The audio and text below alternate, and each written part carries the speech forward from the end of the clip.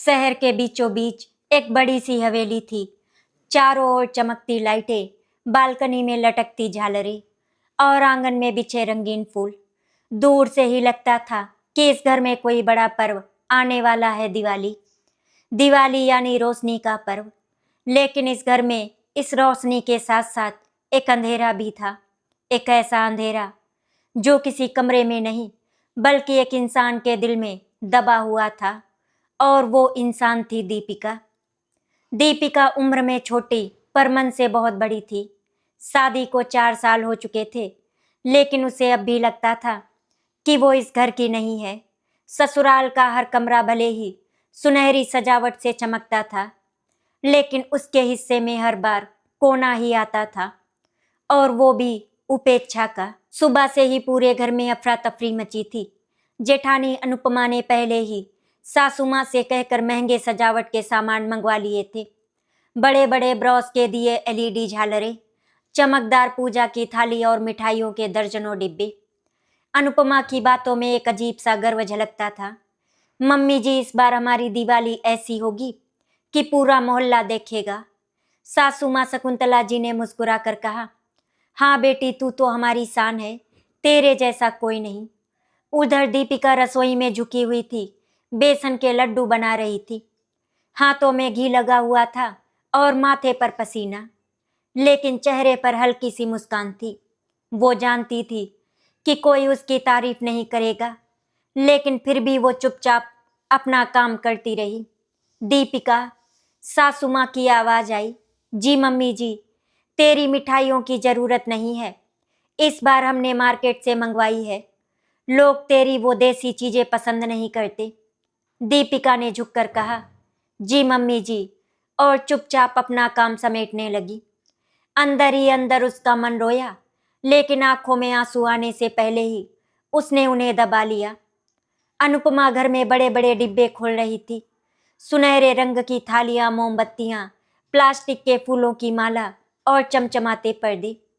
दीपिका, उसने मुस्कुरा कर कहा, तू जरा दिए धो दे, लेकिन ध्यान रहे मेरे सेट को हाथ मत लगाना, वो महंगे हैं, तेरा हाथ भी गंदा है। दीपिका ने फिर ठीक है कहकर सब कुछ किया। उसे आदत हो चुकी थी अनुपमा के ऐसे शब्दों की।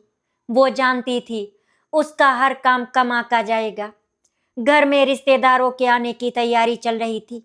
सासू माँ बार बार अनुपमा से कहती, सब कुछ तुझ पर ही टिका है बेटी, तू ही हमारी लाज रखती है। दीपिका हर बार बस एक कोने में खड़ी सुनती रहती।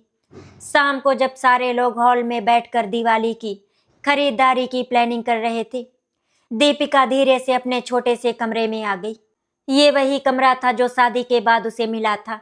घर के पिछवाड़े में दीवारें पुरानी थी, पेंट भी उखड़ा हुआ था, खिड़की में से हवा आती थी, लेकिन इसी कमरे में वो अपने सारे सपनों को सहेज कर रखती थी। उसने अलमारी खोली, उसमें रखी थी एक छोटी सी पूजा की थाली, कुछ मिट्टी के दिए, थोड़े से फूल और एक पुराना चुनरी का टुकड़ा। माँ के घर से लाई हुई ये चीजें उसके लिए बहुत कीमती थी। उसने थाली पर हाथ फेरा और आंखों में आंसू आ गए। माँ, मैं भी तो चाहती हूँ कि मेरी पूजा की भी कोई कद्र हो, पर इस घर में सब कुछ दिखावे पर चलता है, कोई मेरे मन को नहीं देखता। रात को उसके पति अमन घर लौटे। उन्होंने आते ही मोबाइल निकाला और सोफे पर बैठ गए। दीपिका उनके लिए चाय लाई तो उन्होंने बिना कुछ कहे मोबाइल में स्क्रॉल करते हुए चाय उठा ली। अमन सुनो, दीपिका ने धीरे से कहा। क्या हुआ? इस बार की दिवाली में मैं सोच रही थी हम दोनों मिलकर पूजा करें। अमन ने हंसकर कहा, दीपिका, पूजा तो माँ और भाभी ही करती हैं, मैं तो वैसे भी पूजा में ज्यादा नहीं बैठता, तू भी आराम कर लेना। दीपिका का मन फिर से टूट गया। ये पहली दिवाली नहीं थी जब उसे नजरअंदाज किया जा रहा था। 4 साल से हर बार वही हाल था। अगले दिन घर के सामने की आंटी आई।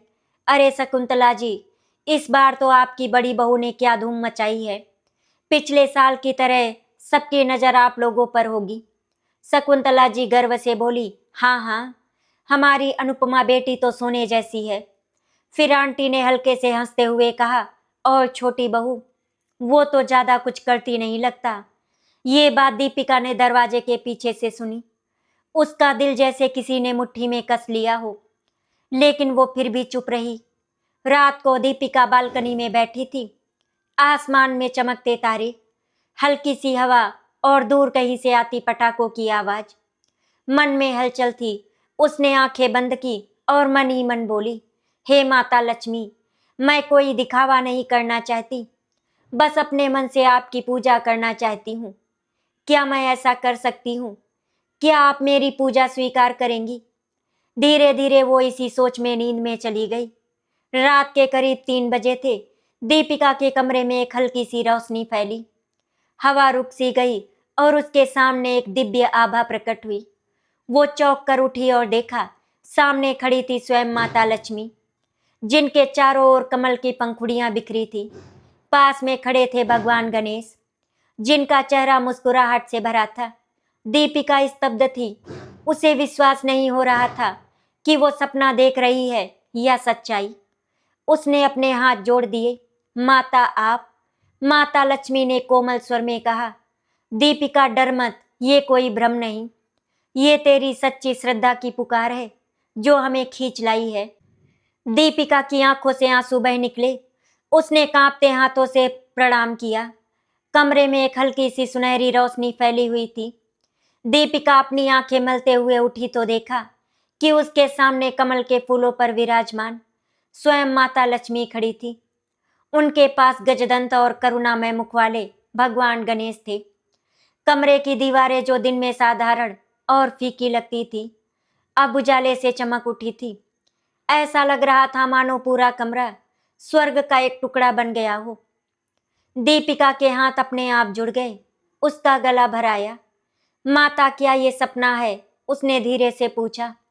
माता लक्ष्मी मुस्कुराई। उनकी आंखों में इतनी करुणा थी कि दीपिका का मन जैसे पिघल गया। माता ने कोमल स्वर में कहा, बेटी, ये तेरा सच्चा विश्वास है जिसने हमें तेरे पास बुलाया है। गणेश जी बोले, जब किसी का मन निर्मल और श्रद्धा से भरा होता है तो देवता दूर नहीं रहते। दीपिका के शरीर में सिहरन सी दौड़ गई।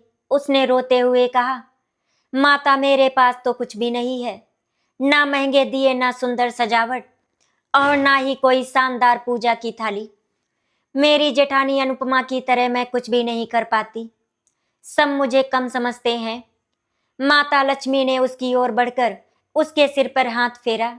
दीपिका, देवताओं को सोना चांदी नहीं चाहिए, हमें चाहिए सच्चा मन, श्रद्धा और भावनाओं की सादगी। जिस घर में सच्ची भक्ति होती है वहां भले ही झोपड़ी हो, फिर भी हम वहां आ भी जाते हैं। माता ने दीपिका को एक कमल के फूल पर बैठने का इशारा किया। दीपिका जैसे सम्मोहित सी बैठ गई। कमरे में हवा की हल्की सरसराहट थी और चारों ओर दियों जैसी रोशनी झिलमिला रही थी। माता बोली, दीपिका, तू अपने घर में जो भी है उसी से हमारा पूजन करना। मिट्टी के दिए भी हमारे लिए उतने ही पवित्र हैं जितने सोने के। भोग में मिठाई ना हो तो एक गुड़ के दाने से भी हम प्रसन्न हो जाते हैं। मन में सच्चाई हो तो दिखावे की जरूरत नहीं। दीपिका की आंखों से आंसू झरते रहे। उसके भीतर जैसे वर्षों से जमा हुआ बोझ उतरता जा रहा था। लेकिन माता, उसने कांपते स्वर में कहा, सासू माँ और जेठानी तो मुझे हमेशा ताना मारती हैं। वो कहती हैं कि मेरी जैसी बहू से घर का नाम रोशन नहीं होता। मैं कैसे पूजा करूं जब सब मुझे नीचा दिखाते हैं। गणेश जी ने हंसते हुए कहा, जब कोई मन से सच्चा होता है तो उसे दूसरों के तानों की परवाह नहीं करनी चाहिए। तुझ में श्रद्धा है और श्रद्धा की रोशनी सबसे बड़ी होती है। तेरा एक छोटा सा दिया भी उनके बड़े बड़े दियों की चमक पर भारी पड़ेगा। माता ने आगे कहा, तू बस सच्चे मन से पूजा कर, हमें तेरा भाव चाहिए, ना कि तेरा दिखावा। इतना कहकर माता ने अपने हाथ में एक छोटा सा कमल का फूल उठाया और दीपिका के माथे पर लगाया। जैसे ही कमल छुआ, दीपिका के शरीर में एक अद्भुत ऊर्जा भर गई। उसका डर गायब हो गया। उसकी आंखों में आत्मविश्वास झलकने लगा। माता लक्ष्मी ने कहा, हम तुझे आशीर्वाद देते हैं। तेरे इस सादगी भरे पूजा स्थल में हम जरूर आएंगे और तेरे मन की रोशनी तेरे पूरे परिवार का मार्ग प्रकाशमान करेगी।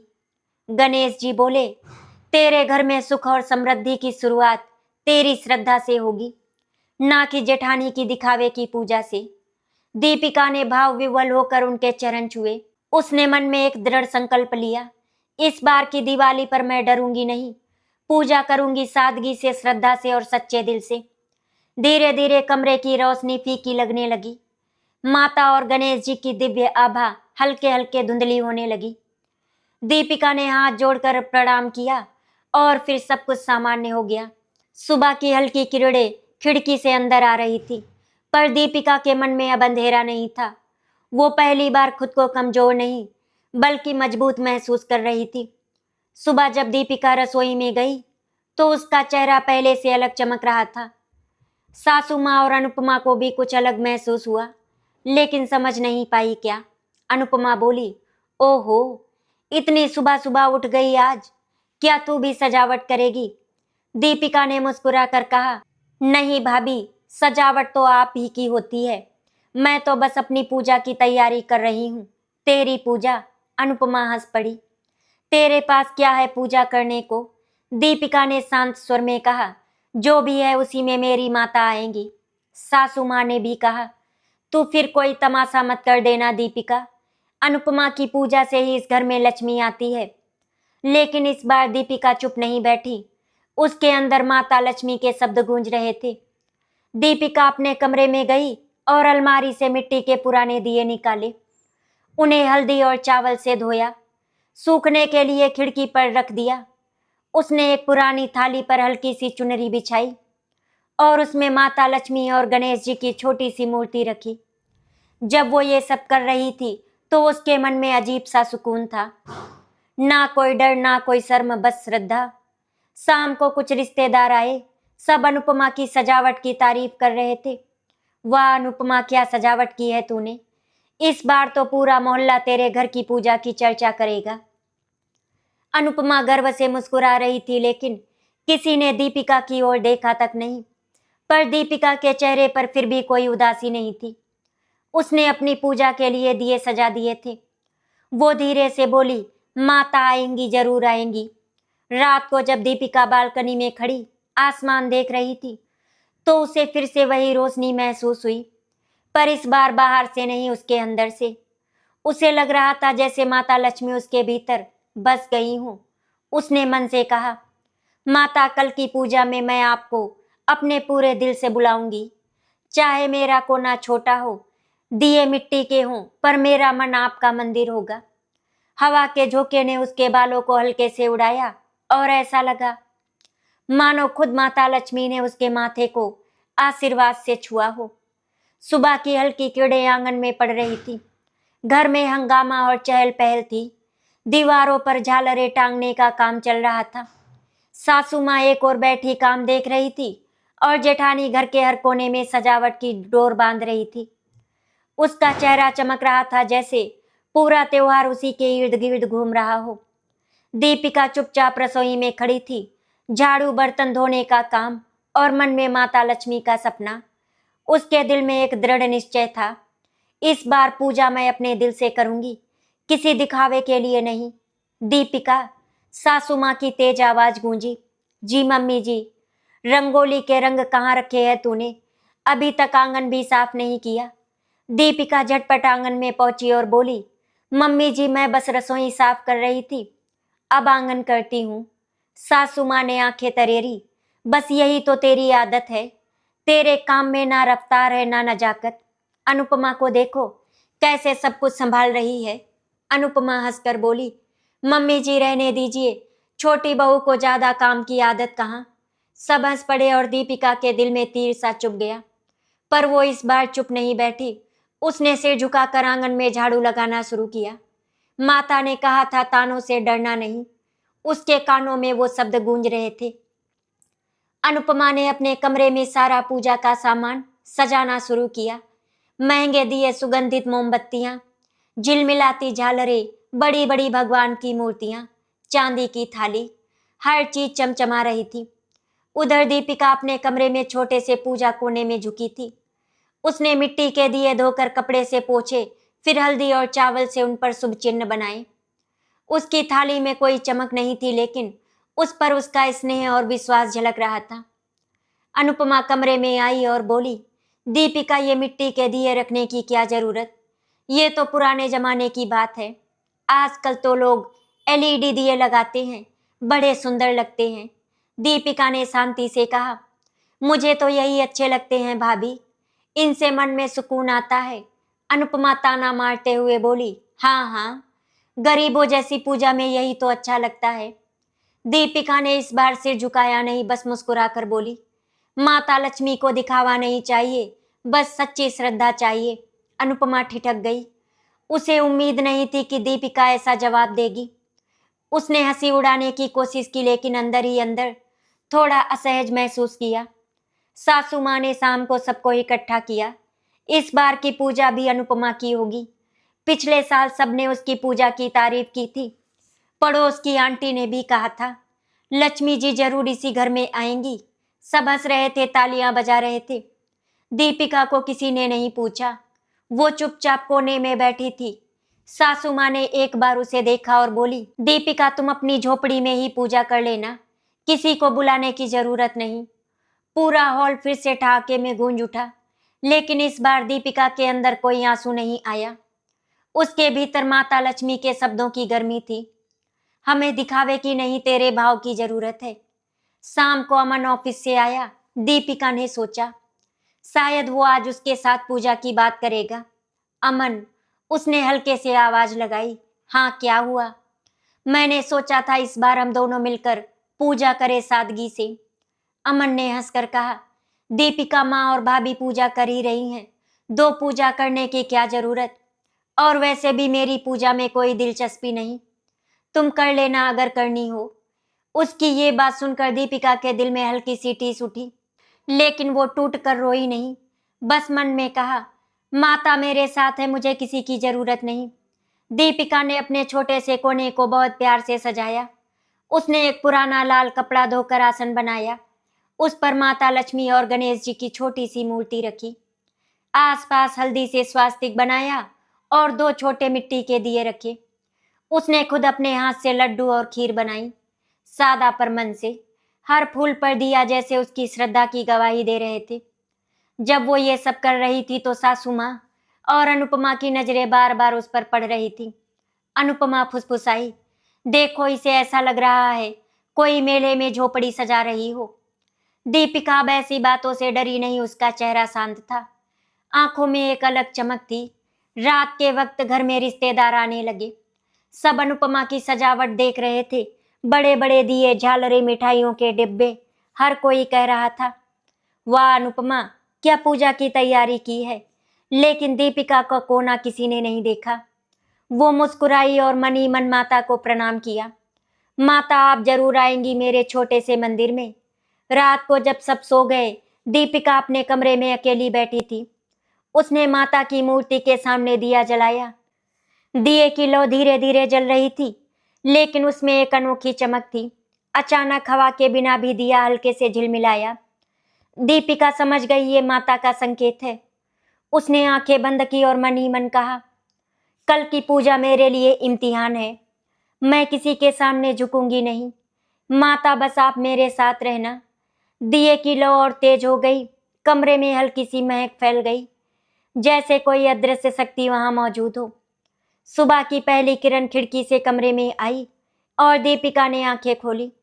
उसने माँ लक्ष्मी और गणेश जी की मूर्तियों के सामने झुककर प्रणाम किया और मन ही मन कहा, माता, आज आपके चरणों में मैं अपना सच्चा मन अर्पित करूंगी। पूरा घर दिवाली की हलचल से भरा हुआ था। सासू माँ की आवाज गूंज रही थी, अनुपमा, वो बड़े दिए मेन गेट पर लगा दे। अनुपमा इधर से उधर भाग रही थी। रिश्तेदारों का आना शुरू हो चुका था। हॉल में महंगे पर्दे, चमचमाते झालर, रंग बिरंगे फूलों की मालाएं और मिठाइयों के डब्बे सजे थे। हर कोई बस कह रहा था, वाह क्या तैयारी की है। उधर दीपिका अपने छोटे से पूजा स्थल में शांति से बैठी थी। कमरे के कोने में उसने मिट्टी के दिए सजा लिए थे।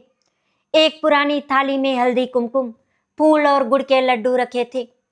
उसकी सजावट में ना तो कोई चमक थी, ना बड़ी चीजें, लेकिन एक गहरी आत्मीयता थी।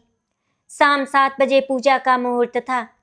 पूरा मोहल्ला जैसे अनुपमा की पूजा में जुटा था। बड़े स्पीकर में भजन बज रहे थे, कैमरे की फ्लैश चमक रही थी और हॉल में रिश्तेदारों की भीड़ लगी थी। अनुपमा भारी साड़ी पहनकर गहनों से लदी पूजा की थाली लेकर आई। उसके चेहरे पर गर्व की मुस्कान थी। आज भी सब मेरी पूजा की तारीफ करेंगे। सासू माँ भी गदगद थी। वो बार बार कह रही थी, हमारी बड़ी बहू तो लक्ष्मी है, लक्ष्मी।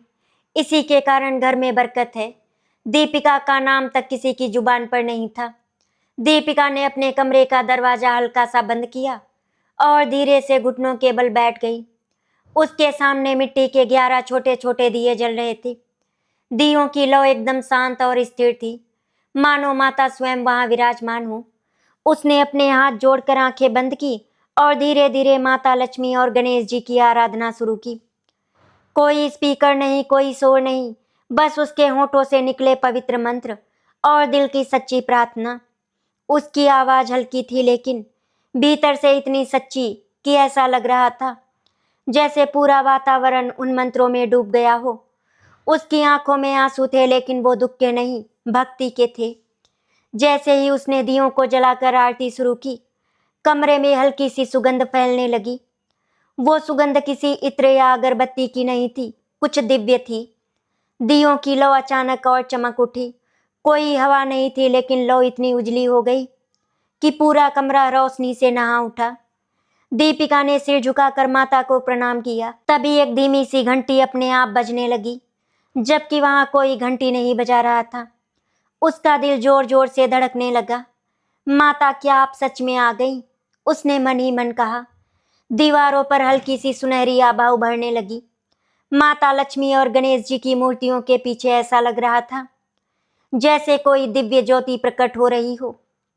इधर अनुपमा की भी पूजा चल रही थी।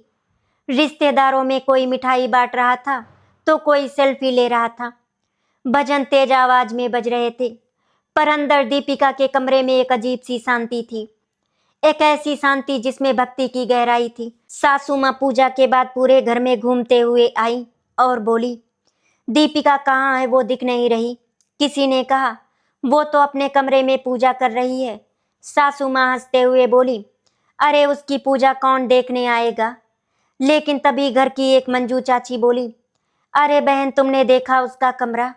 वहां से कोई अजीब सी खुशबू आ रही है, बहुत ही मीठी। धीरे धीरे रिश्तेदारों में फुसफुसाहट शुरू हो गई। कहाँ से इतनी सुंदर महक आ रही है? कहीं दीपिका के कमरे से तो नहीं? हाँ हाँ, वहीं से आ रही है। अनुपमा चौंक गई। मेरी पूजा में तो कुछ ऐसा नहीं हुआ। सासू माँ भी हैरान थी। सब लोग धीरे धीरे दीपिका के कमरे की ओर बढ़े। जैसे ही उन्होंने दरवाजा खोला, सामने का दृश्य देखकर सब स्तब्ध रह गए। छोटे छोटे मिट्टी के दिए ऐसे चमक रहे थे जैसे सोने के हों।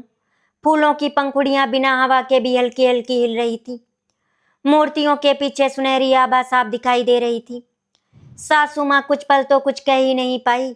उन्होंने पहले कभी ऐसा दृश्य नहीं देखा था। जो बहू उन्हें हमेशा कमतर लगती थी, उसके कमरे में ऐसा दिव्य वातावरण देखकर उनका चेहरा फीका पड़ गया। मंजू चाची बोली, शकुंतला बहन, ये तेरी छोटी बहू की भक्ति है।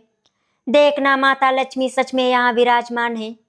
एक रिश्तेदार बोला, इतनी भव्य पूजा करने से ज्यादा असर इस छोटी सी पूजा में दिख रहा है। अनुपमा के चेहरे का रंग उड़ चुका था।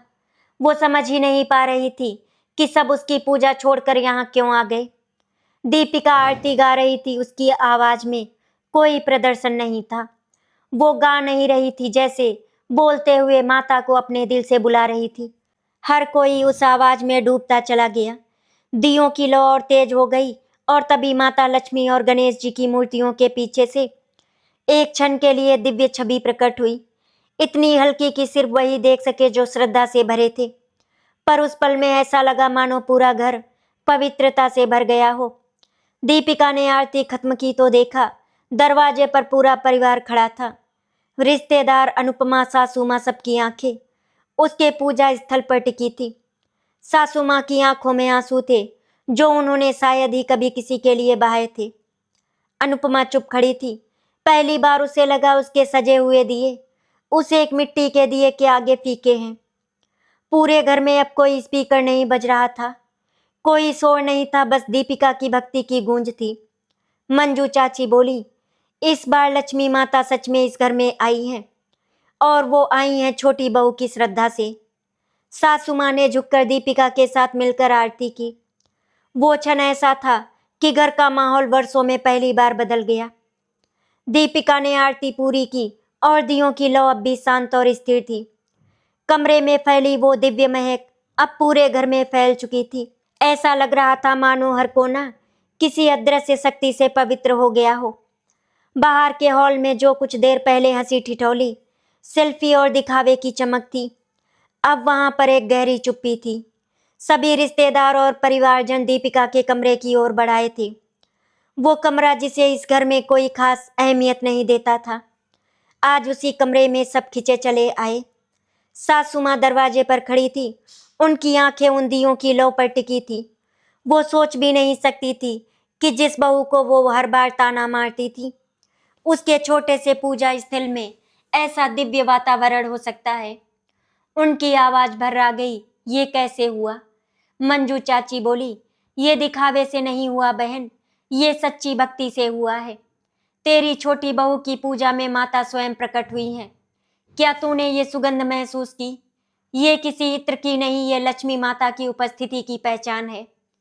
सासू माँ के गले में कुछ अटक गया, उनके मन में गहरा झटका लगा।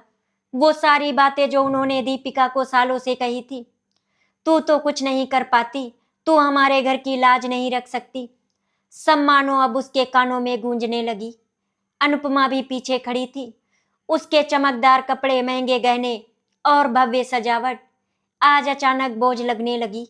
वो सोचने लगी, मैंने इतना दिखावा किया, सबको प्रभावित करने की कोशिश की, लेकिन माता तो दीपिका के छोटे से पूजा स्थल में आई। मेरे में तो कुछ भी दिव्य नहीं था। उसकी आंखें भर आई। वो वही अनुपमा थी जो रोज दीपिका को नीचा दिखाने में पीछे नहीं रहती थी, लेकिन आज उसकी जुबान जैसे पत्थर हो गई।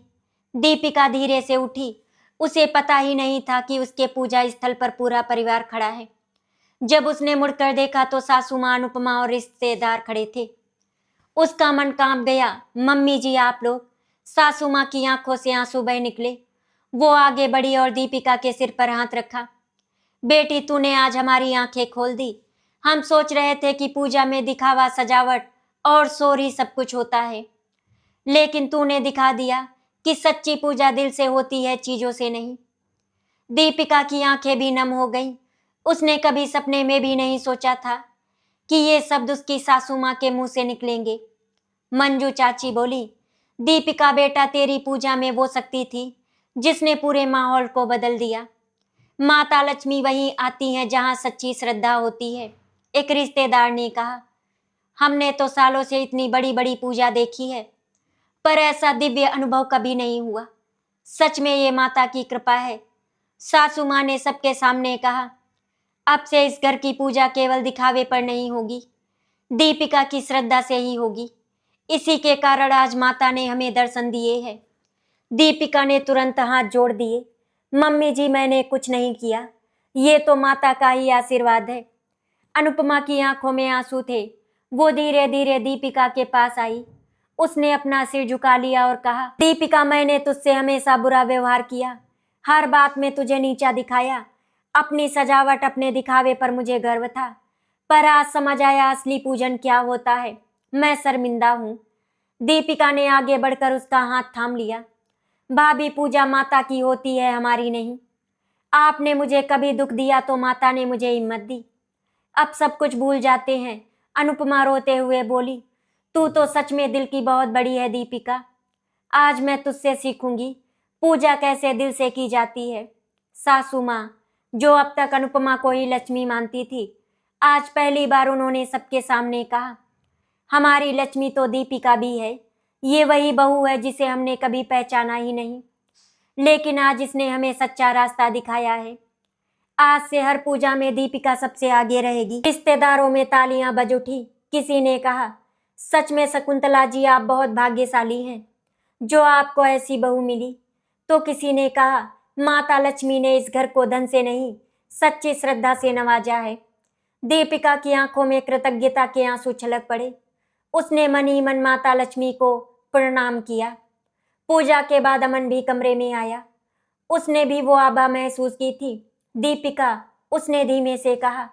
दीपिका ने सिर उठाया। हाँ, मुझे तुझ पर गर्व है। मैं हमेशा तेरी पूजा को हल्के में लेता था, लेकिन आज तूने सबका नजरिया बदल दिया। मैं सच में बहुत गर्व महसूस कर रहा हूँ कि तू मेरी पत्नी है। दीपिका के गाल पर हल्की सी मुस्कान आई। उस मुस्कान में जीत नहीं, विनम्रता थी। रात के आखिरी पहर में पूरा परिवार एक साथ दीपिका के कमरे में बैठा। ऐसा लग रहा था जैसे पूरे घर में वर्षों का बोझ उतर गया हो। दीपिका ने मन ही मन कहा, माता, आपने मुझे अकेला नहीं छोड़ा। आपने मुझे वो सम्मान दिया जो मैंने कभी मांगा ही नहीं। आंगन में अब भी कुछ दिए जल रहे थे, लेकिन इस बार उनका मतलब सिर्फ सजावट नहीं था, वो श्रद्धा की रोशनी थे। दीपिका का मिट्टी का दिया पूरे घर की सांड बन चुका था। मंजू चाची बोली, देखना शकुंतला बहन, अब इस घर में माता लक्ष्मी का स्थायी वास होगा, क्योंकि अब इस घर में सच्ची पूजा होती है। सासू माँ ने सिर हिलाया और बोली, हाँ चाची, अब ये घर दीपिका की श्रद्धा के दीपों से रोशन रहेगा। रात गहरी हो चुकी थी, लेकिन दीपिका के घर में अब भी उजाला था। वो उजाला किसी महंगी सजावट या एलईडी लाइटों से नहीं, बल्कि उन छोटे छोटे मिट्टी के दियों से फैल रहा था, जिन्हें दीपिका ने अपने हाथों से बनाया था। पूरा परिवार एक लंबे समय बाद साथ में बैठा था, बिना किसी झगड़े, बिना किसी दिखावे, बिना किसी बनावट के। सासू माँ के चेहरे पर एक अजीब सी शांति थी। अनुपमा की आंखों में ग्लानि की जगह अपनापन था, और अमन पहली बार दीपिका को उस नज़र से देख रहा था जैसे उसने कभी नहीं देखा था, सम्मान और गर्व की नज़र से। सासू माँ धीरे धीरे दीपिका के पास आई और उसके सिर पर हाथ रखा। बेटी, उन्होंने रूंधे स्वर में कहा, तू सच में इस घर की लक्ष्मी है। तूने दिखाया कि पूजा सिर्फ महंगे दियों से नहीं, सच्चे मन से होती है।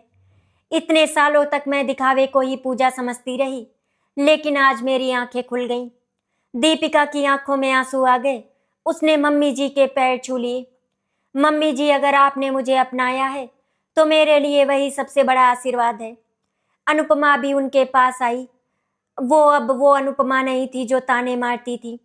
वो झुकी हुई थी और दिल से बोली, दीपिका, मैंने तेरे साथ बहुत गलत किया, तुझे कमतर समझा। मैं आज तुझसे माफ़ी मांगती हूँ। दीपिका ने उसके आंसू पोंछते हुए कहा, भाभी, लक्ष्मी माता के घर में जब रोशनी आती है तो सारे अंधेरे मिट जाते हैं। दोनों ने एक दूसरे को गले लगा लिया। वो पल पूरे परिवार के लिए सबसे सुंदर पल था। अगले दिन मोहल्ले में चर्चा का विषय था, शकुंतला जी के घर में क्या दिव्य पूजा हुई थी। कई लोग बोले, हमने तो महंगे महंगे पंडित बुलाए, बड़ी पूजा की, लेकिन वहां से जो महक आई वो तो स्वर्ग जैसी थी। किसी ने कहा, वो तो उनकी छोटी बहू की पूजा थी ना, सच्ची श्रद्धा से की गई। मंजू चाची गर्व से बोली, हाँ बेटा, आजकल दिखावे की पूजा तो बहुत लोग करते हैं, पर सच्चे मन से पूजा करने वाली बहुएं बहुत कम होती हैं। माता लक्ष्मी वहीं आती हैं जहां मन में सच्चाई होती है। सालों में पहली बार सासू माँ ने पूरे मोहल्ले के सामने दीपिका की तारीफ की। उन्होंने कहा, हमारी बहू ने हमें सिखाया है कि पूजा दिल से होती है, पैसों से नहीं। आज से हर साल हमारी पूजा दीपिका के मार्गदर्शन में ही होगी। अनुपमा भी सबके सामने बोली, दीपिका सिर्फ हमारी बहू नहीं, हमारी गुरु बन गई है। पूजा में दीपिका झिझकते हुए बोली, मैं कोई गुरु नहीं, बस माता लक्ष्मी का नाम लेने वाली एक साधारण बहू हूँ। लेकिन इस बार तालियां दीपिका के लिए बज रही थी। जिस बहू को कोई नहीं देखता था, वही अब पूरे घर की सांड बन चुकी थी। दिन बीतते गए, लेकिन उस दिवाली का असर पूरे परिवार पर गहराई से हुआ। अब पूजा में सिर्फ अनुपमा नहीं, पूरा परिवार मिलकर भाग लेता था। सासू माँ ने दीपिका को हर निर्णय में शामिल करना शुरू किया। अमन हर साल की तरह पूजा से दूर नहीं रहता था, बल्कि दीपिका के साथ बैठकर माता लक्ष्मी का आह्वान करता था। और सबसे बड़ा बदलाव, घर में अब दिखावे की जगह सच्ची श्रद्धा ने ले ली थी। घर का माहौल बदल चुका था। अब ना तो छोटी बड़ी बहू में कोई फर्क था, ना पूजा के नाम पर कोई प्रतिस्पर्धा। अब घर में एकता थी, स्नेह था, और सबसे बढ़कर माता लक्ष्मी का स्थायी आशीर्वाद था। एक रात दीपिका बालकनी में अकेली बैठी थी। सामने जलते दिए की लौ को वो ध्यान से देख रही थी। हल्की हवा के झोंके से दिए की लौ कभी डोलती कभी स्थिर हो जाती, ठीक वैसे ही जैसे उसका जीवन। वो मन ही मन माता लक्ष्मी से बोली, माता आपने मुझे तब संभाला जब मैं सबसे ज्यादा अकेली थी।